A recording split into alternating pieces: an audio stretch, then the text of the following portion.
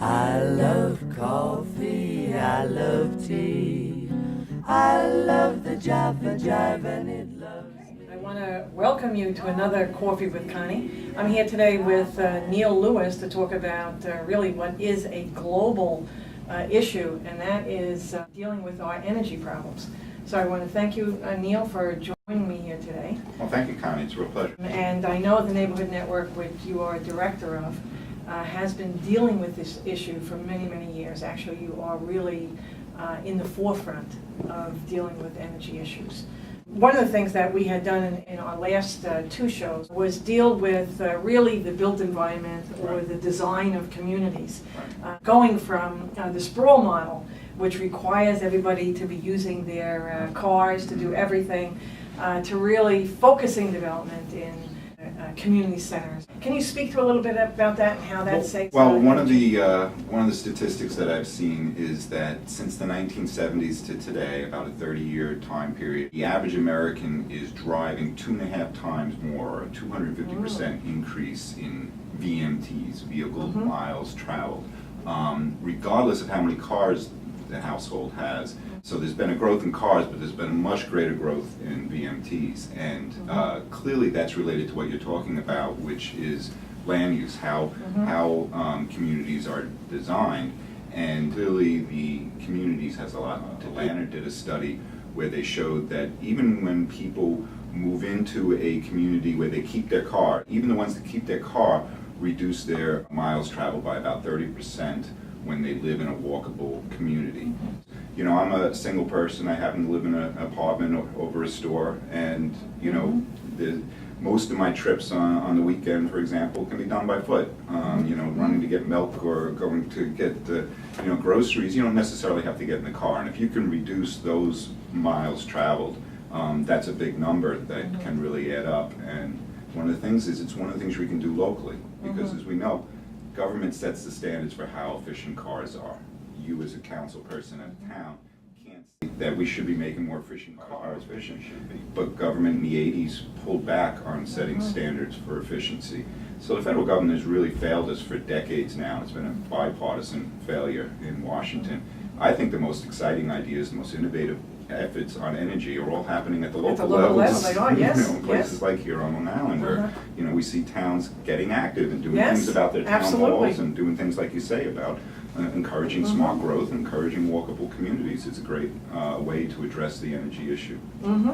Yes, I mean, and you make a good point. Unfortunately, the lack of policies coming out of the federal government has really left it to the localities to take the lead in areas like energy conservation, created walkable places that people can live and use their automobiles less.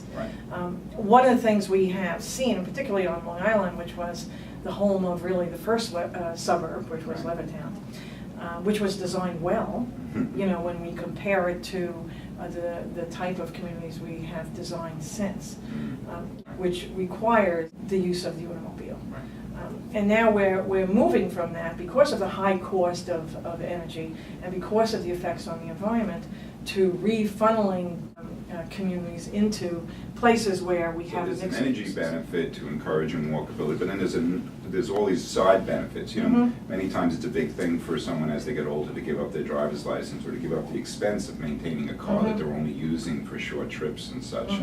And that is an expense, and it's also pollution. It's also you know, CO2 gases into our atmosphere that's causing global warming. So we need to look at ways to do this, and of course, many other countries have come up with better solutions when it comes to some of these land use issues. So we can learn ideas, best practices from other places. And Long Island, you know, Brookhaven has had a tradition of looking at these ideas. They're not easy, but many of the events that you've held for bringing the community together to do a planning charrette or visioning, I think are kind of amazing, where you can get several hundred people into a room talking about what they would like to see for their community in the future, and some good ideas coming out of that. And a lot of them, you know, latch on to these concepts of encouraging walkability and a more vibrant downtown and things of that nature. Yes, so that's one component of really reducing our carbon footprint or energy uses. Neil, you were very instrumental in bringing to me the idea of Energy Star and energy conservation. I mean, Energy Star is one way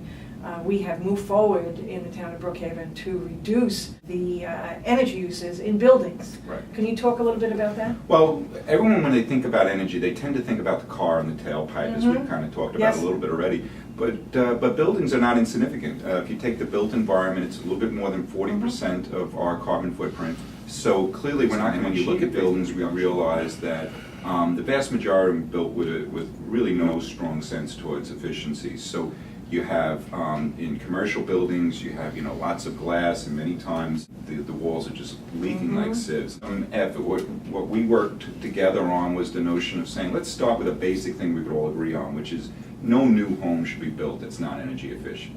And so that's the law that you sponsored that went into effect in April of this year. And Neighbor Network's been working to get all towns across Long Island to adopt this. We're up to 9 towns now. Southampton being the most recent town, and we're hoping to get all 13. I mean, I had gotten phone calls not only from towns on Long Island, but from places like Colorado and Nevada. It's exciting. Wanting to resolution. We started something here. We have. It really was a spark, and so they're trained, and there's something like more than 100 of them that have already gone through trainings. To know how to make a home so that the envelope is nice and tight, the windows are efficient, but it has a lot to do with how they put insulation in. They can carry the right number insulation in with the right R factor, but if they don't put it in properly, it doesn't work. So it's designed, it's built, and it's also tested. It's rated, yes. The testing from the HERS rater is very key, and so as you know, your town, Brookhaven, will not issue a CO now for a new home construction unless it passes this, it's referred to as a blower door test, but there's really a couple of tests involved, but this rating as an energy efficient home. Explain the blower door test, because that is very interesting. Well, it's a great idea, which is to say the envelope of the house should be tight.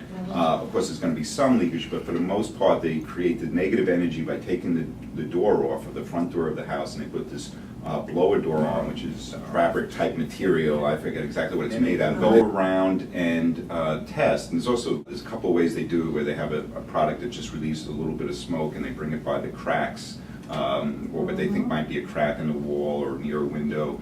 Or they go to the corners. The corners apparently are a big place where many times the builders just put wood in the corner and didn't put any insulation in the corners, so that's an area you will find a lot of. Really means imaging. It's kind of like you see all this infrared stuff that the military uses and things of that nature. And they can do that with a house. So if it's in the middle of the summer and it's hot out, and the house should look cold, or vice versa in the winter, where the house is hot, but then you could see the cold spots. There's this imaging technology. The blower door test is a little more elaborate. The guys could see a house, but it's thorough. And the premise is that sometimes a small thing can make a big difference. So if it just wasn't caulked around the window properly, or if the corners weren't done properly, they could be wasting lots of energy that could be relatively easily fed. Legislation that we did in Brookhaven at least addresses all new home construction, and as we say, we want to get that as the rule for all of Long Island. We'll have thousands of homes being built. Some interesting economic numbers come from that, not to just talk about that law because we have to do a lot of other things, but that one measure is going to save tens of millions of dollars a year after it's up and running for several years, because most people don't realize this is between 3,000 and 5,000 new homes being built on Long Island every year.